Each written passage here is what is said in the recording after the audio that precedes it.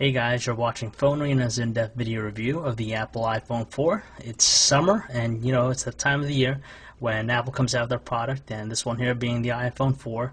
We've seen it plenty times in leaks before, and it surprisingly has a refreshed look, the biggest overhaul yet to date compared to the original 3G and 3GS. A lot of neat features too that accompany it, and you know, we're going to take a look and see what it has to offer. And when you first check out the iPhone 4, you're going to be relatively surprised by its new looks. It's totally been somewhat redesigned compared to the previous iPhone 3GS, which had a similar one to the iPhone 3G. So it's the biggest overhaul in design since the original iPhone. So the thing we like about it is it's extremely thin. It comes in at 0.37 inches thick, so it's a lot thinner than the iPhone 3GS. At the same time, we do like the choice of materials they use to make this handset. It has a really quality feel, premium in fact. You have this glass-like material on the front with an olefophobic coating, and the back too, same exact thing. It's very reflective, and it'll also track a lot of fingerprints. But thankfully, the olefophobic coating does help in repelling that. It also has a stainless steel brush band around the handset, which acts to be in the antenna as well to get you better service or connection, as Apple touted. And we're overly pleased with the nostalgic look of the handset. It feels good and has a really good weight to it, and construction, as always, feels fantastic with the device. Easily one of the best features that we love about the iPhone 4 definitely has to be its Retina display, as Apple likes to call it. Now, in fact, it's actually an LED backlit IPS display. It has a resolution of 960 by 640 with support for 16 million colors. So essentially what that does is it provides a lot of pixels per square inch. It also retains the same 3.5-inch display seen on other iPhones. And the reason that it's so highly regarded is because you could see text that are quite legible and very easy to read. When you compare something like the iPhone 3GS with lower resolution screen, you would clearly make out that the text on the iPhone 4 is a lot more superior than it is on the 3GS. Same thing when you load up a website. You can see our website from a zoomed out view. You could definitely read out the small fine print on the iPhone 4. At the same time, it also has pretty good viewing angles, so even in direct sunlight it handles well. And we also like the fact that it has that olefophobic coating to make it look pristine every time you take it out of pockets. Just like some of the high-end smartphones we've been checking out of late, the iPhone 4 also packs a front-facing VGA camera.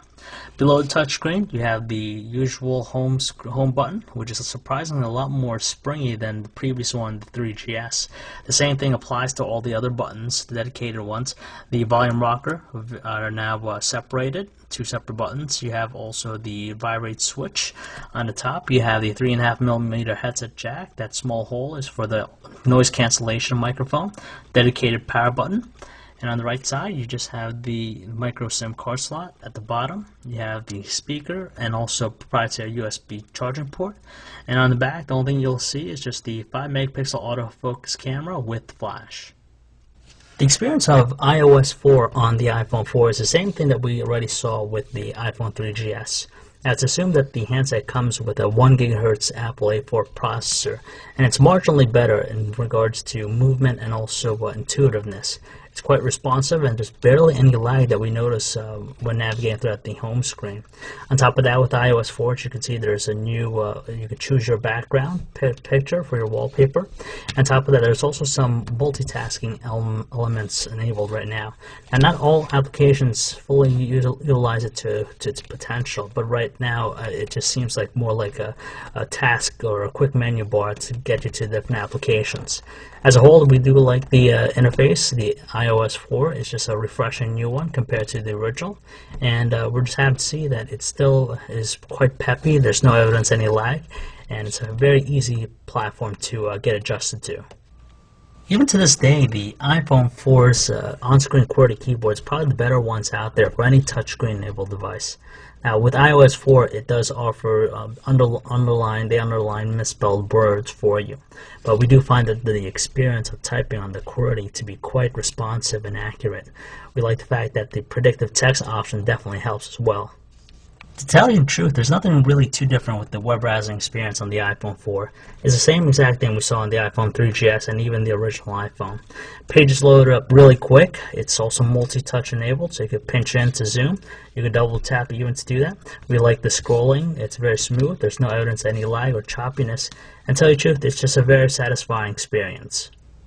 Just like the web browsing experience, the music player interface on the iPhone 4 is no different from what we saw already in the past. The great thing we love about it is, of course, cover flow. You tilt it to the left, you're presented with all your albums. You can flick through all of them. It has a really nice presentation to it. As far as audio quality goes with the speakerphone, it really didn't sound too different from the iPhone 3GS, but it was marginally louder. We have to say that watching videos on the iPhone 4's Retina display is truly breathtaking. Videos played pretty smoothly, there's no evidence of any lag, and as you can see, it's consistent as far as frame rate goes, and just the overall experience is quite gratifying. Alright guys, so we have FaceTime here. We're connecting my buddy, pal, Kyle, and I'm just going to ask him real quick, how do you like the FaceTime, Kyle?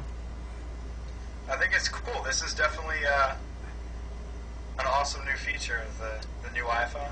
And I think we'll see it in some other phones. How's the speed and as far as I guess the quality of video and also the audio? Yeah, no, video and audio are in sync, which is surprising.